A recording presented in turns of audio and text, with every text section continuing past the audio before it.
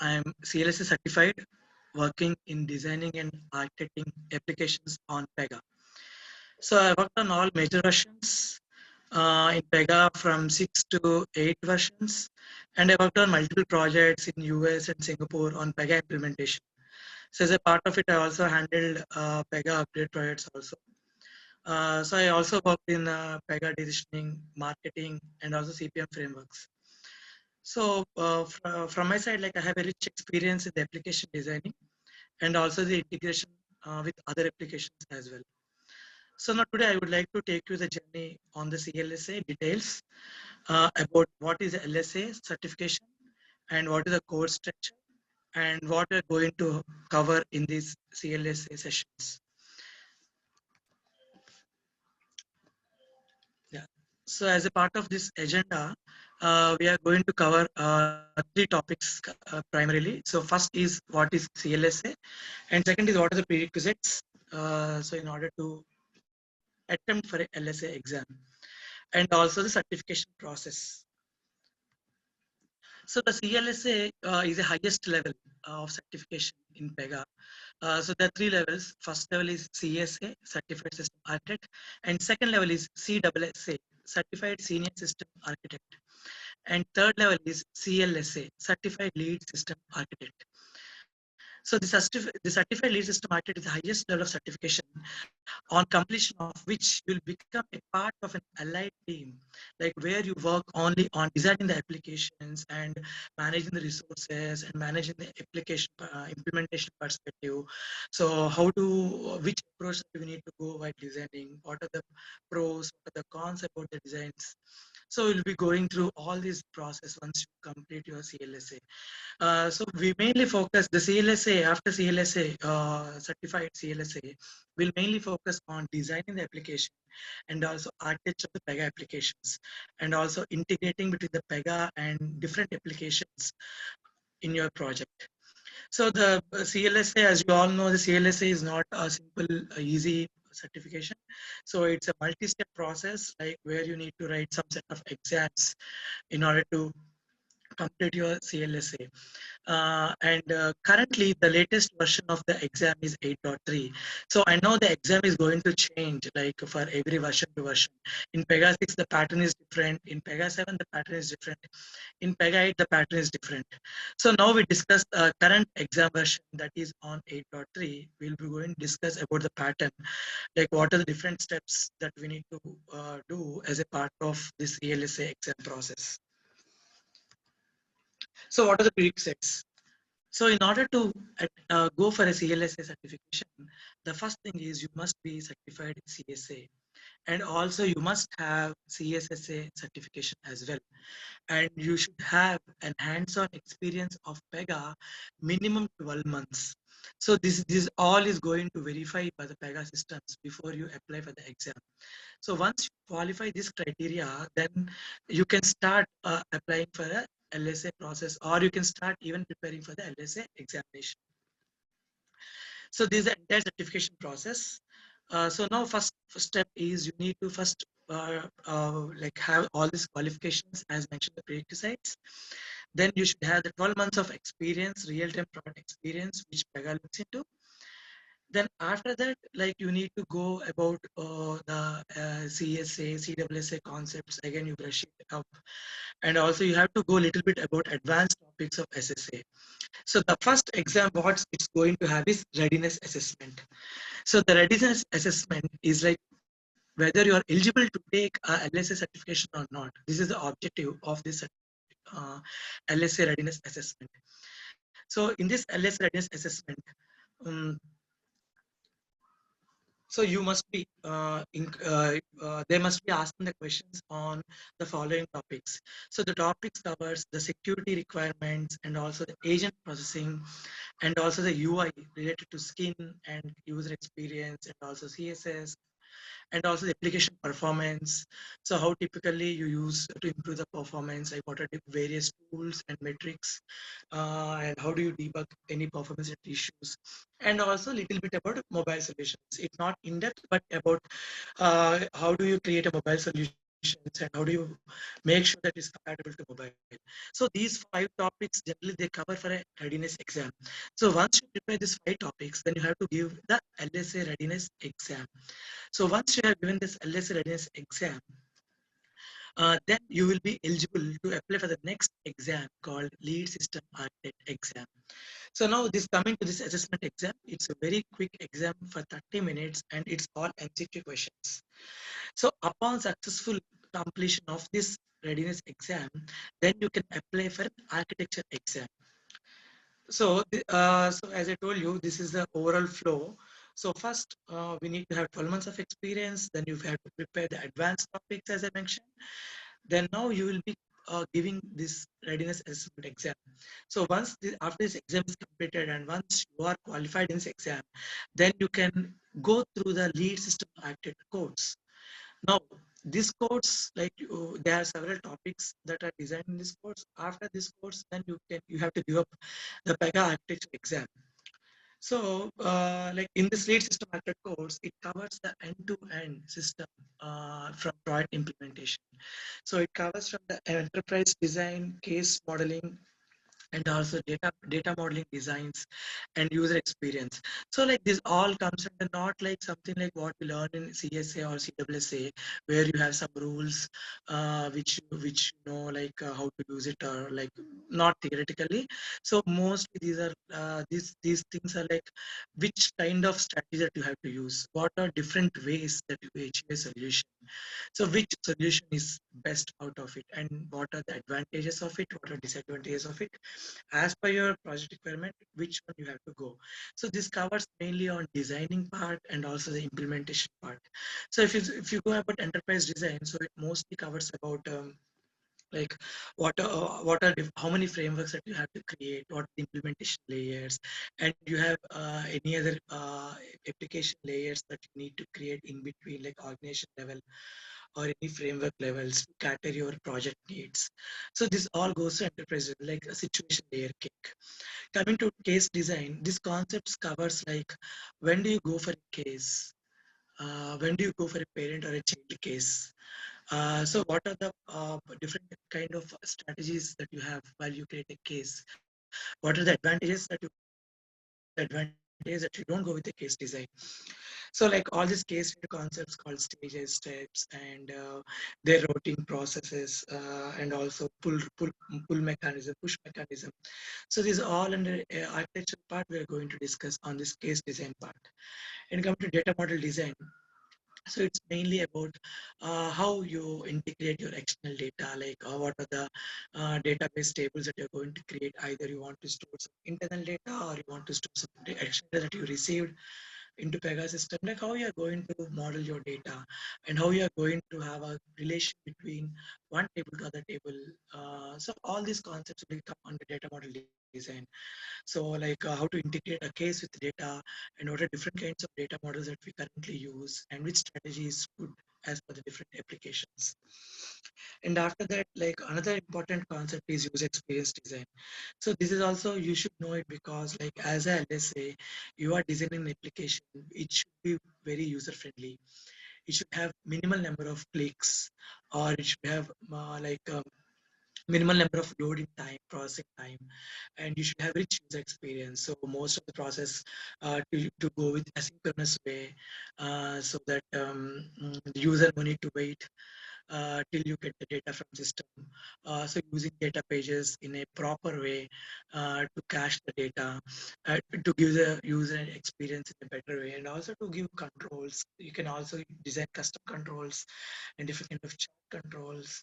So we can go with all this kind of user experience design, so which will enhance the overall application uh, design. So basically, which will ease of application, which will enhance the ease of application.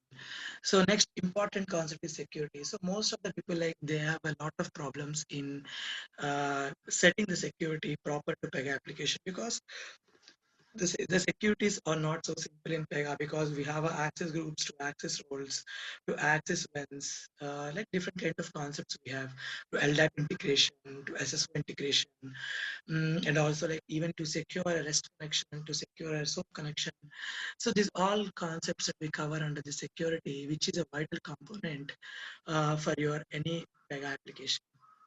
So then we go with reporting, like which business always wants, like what are different kinds of reports that you can achieve through Pega. Either it can be a chart or charts, or it can be drill down reports, or it can be a sub reports. So what are different capabilities that you have using reports? Also, and also knowledge we should have on the PIX implementation, like exposing the Pega data to third-party reporting applications also. So all these concepts will be dealing as a part of this reporting module. Then you go with design and reuse because, as I always say, when you're designing any application, your main focus on reusing the components. So this will help you to reduce the team strength, or to save the man hours. So and it's also help you to no need to reinvent the wheel again and again. I think there are two parts. First part is to understand what Pega provides out of the box, what are the Pega APIs that we have out of the box, which we can reuse directly. So I see a lot of people in the early implementations, like they always start, whenever you get a new requirement, they always starts creating an application from scratch, creating this particular functionality from scratch. Instead, just exploring any options that Pega might provide. Because if Pega provides the option, it has a lot of advantages. It is out of the box ready, where we can plug in, plug out option, or it has some security. It also deals with security, and it also deals with all other all other conditions as well. So basically, we need to go about reusing the Pega component. So we'll be learning about Pega APIs, Pega functions, and what are different ways Pega is giving us for us. And apart from that, whenever you want to design a new component, so what are different ways that to make it reusable. So either you put a different rule set, or you go with a class based, or go with application based. So which is the best way to do it? So all is kind of reusing the same assets across multiple teams and applications. Like we can it can be deal in this concept. And then you go with the background processing. Like I told you, like there are several background processing and application requires, like an agent, job schedulers. So a lot of things like the business looks into to run through the systems, to send a bulk emails, or to send report data, or to send some kind of external information to external parties. So there's kind of background processing, and how can we make it asynchronously? How can you make it secure, the background processing? Those are all concepts we'll deal with in this background processing. And apart from that, I told you performance. Performance is a very vital role in the application. So the performance we need to cautious about from start of the application. The performance you cannot build at the end of your application. So whatever you're doing, each very component, you have to think in a performance perspective. So if I'm doing a looping in the activity, or if I'm using a thread level data pages, or if I'm calling report messages more number of times, or if I'm using more custom CSS. So you all have to trade off, like how much performance is going to impact, and what is the best designs that's going to help you, like in order to improve the performance.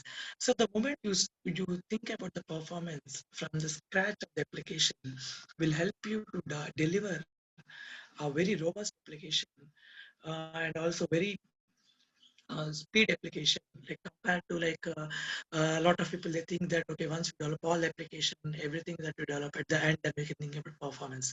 That is not the thing that we need to do. We need to start focusing on the performance from the day one of our application design. All our designs should have the performance criteria also should be in place to verify what is the trade-off, whether we want to go with this approach or that approach. And mainly, the next part is about talking about integrations. So now the integrations, like as you know, like a lot of people face struggles with integration because there are several integrations. Like each application is different, each product is different. One product might use REST, one product might use SOAP, one product might use JMS, one product might use Kafka integrations or file listeners, email integrations. There's several integrations that supports Pega. So basically, this integration suite go with some few examples like how to do integration. But at the end, you will know, you will understand like what is the process. Like there is a generic process in every integration approach. So if you understand the core approach of an integration, that it will be very easy for you. Even if you want to integrate some third-party application, which or if you want to integrate some document signs or something like that, it's very easy if you know the integration concepts, like how Pega behaves in integration way and what are things that you need to check while you focus on integrations. Those are all the concepts that we learn as a part of this architecture course, which will help you in giving this exam and clearing this exam, because this is a main exam in the Pega LSA. Out of 3 exams, third is very simple exam. It just 30 minutes to test your capabilities and abilities that you have proper experience or not. But the real exam is this architecture exam, where it tests end to end from application designing to performance to deployment also. And this application, I mean, this exam also covers from the concept from CSA and CSSA also. So we need to brush up those concepts also while we appear for this exam. So this Pega Architecture exam is a 60 multiple choice questions and mostly are theory based questions. It's not something what you expect in CSA or CSSA. Like it's not some straightforward questions. Like what is the option? Like they don't ask you what is this option in activity. What is this method to use? Like it's not something straightforward. It's all uses design and theoretically. So they'll use some scenario and you have to use the appropriate answer based on scenario. So most of the questions are scenario-based questions. So we need to understand more about these codes, more about different possible scenarios in order to give this attempt this exam. And this for 2 hours. And this exam you can have to register through Pearson View, and you have to go to particular application center, and you have to give this exam. So upon qualification of this exam, the next exam is the third exam and the final exam is the application build. So this is to test your practical ability, implementation ability. The other two tests, they test about your skills, like your theoretical knowledge, but this tests about your practical knowledge. So, so this exam, the application build, so it mainly focuses on 4 key areas. The first key area is design and implement the reusable solutions for new requirements. So if you get a new requirement, how we are going to reuse the existing components in Pega and how we are going to implement it. And the second key area is to identify the current design and also the architectural deficiencies. So you have to use the pros and cons of this architecture and what are the best and what is the thing that you are going to have disadvantages like when you go with this approach. And the third key area, what it's going to identify is your problem areas and the proposed solutions for existing applications. So like they give some the problem areas and you have to define some solutions to it. And the fourth one is documenting your analysis and solutions using a supply document template. So these 4 things that you have to do as a part of the phase one. Like, so there are 2 phases in this application build. The first phase is a design phase, and the second phase is a build phase. In the design phase, it's for 7 days, and where you need to mainly concentrate on the above 4 key areas, like to identify the problem and to give the and to give the solution that what you want to achieve, and you have to give the proper justifications like why you want to give this solution, and also you have to document it and send it to them. So now the Pega team is going to evaluate your design, and if you uh, get 75% of the score in the first exam, then they will give you another exam called application build. That is for 7 days again. In the application build, then you have to implement the application using your solution that you provide in the last exam. So based on solution that you can provide your implementation, like create your rules. So mainly here in this exam, they focus on your uh, coding skills. They focus on your guardrails. They focus on your histories. They focus on your comments. How neat you look you presented your functionality, and how minimal rules that you have used, and how well you have used different kind of rules, and how and so I mean like make sure guys like you should not use any activities until and unless it is required. So because activities are not the best way to use implement Pega, so there are different ways like to implement this application without using activities. So the Pega team will test about your different capabilities, like either you use report definition or you use data transforms or uses connectors. So they're going to evaluate all your different kind of rules and how you are using it, and also they are going to see about your comment history, guardrails, like a lot of concepts are we are going to deal with this, like how you need to prepare for this build exam. So in the build exam, everyone like this application build exam, everyone will get a different set of questions, different set of designs.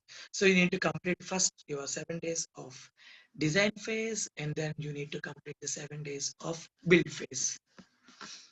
So upon successful of this application build and you get 75% on each of the exam, then you are a certified LSA, like where you can grow and give your design skills to lot of companies like which are looking for your kind of key strengths like to improve their business, and you can guide the business and you can tell the design and you can also implement it, and you can architect your product and you can do a lot of things. You can join the Elite Lab. So these are all the process that you need to complete to attain the LSA certification process. So our mainly, so this sessions, this LSA sessions mainly covers like the Pega concepts, which I told you, the advanced Pega concepts, like all the concepts I told you, like we are going to talk in detail about different ways of doing it, different ways of designing it, and pros and cons, justifications, and how to implement it. Along with that, we are going to parallelly, we are going to work on a real-time project implementation. This will help you for build exam. So basically, like if you are talking about one concept today about data model, then we are going to have a implementation exercise on the data model. If you are going to talk about business rules, then we are going to have an implementation exercise on the business rules. So you will cover with the theoretical sessions first, then you are going to have implementation sessions later. So that you can always cover the first exam for the MCQs, theoretical exam, and the second build exam also that can be covered as a part of this course. And as a part of this course, I'll be also giving you some tips and suggestions and discussions like while you prepare for an interview. So most of the people they have a doubt like what I should say for this, like what is the better answer, what are the expectations. Up to say like whenever we are going to all these things, the process step by step, all the concepts step by step. During the concepts only, I'll stress on if there is any need to prepare an interview perspective also. I can also help you in that. So, but the main objective is to complete your LSA certification, both theoretical exams, and also a build exam. So this entire session will improve your confidence and will bring an ability in you to take up the exams, and also this will also help you in your future career, to strongly build a project, strongly design a project from scratch, with all the metrics or with industrial standards project that you can deal um, once you have certified LSA and once you know the entire process of this application. Yeah. So that's it from my side, guys. Thank you very much. Thank you for attending this.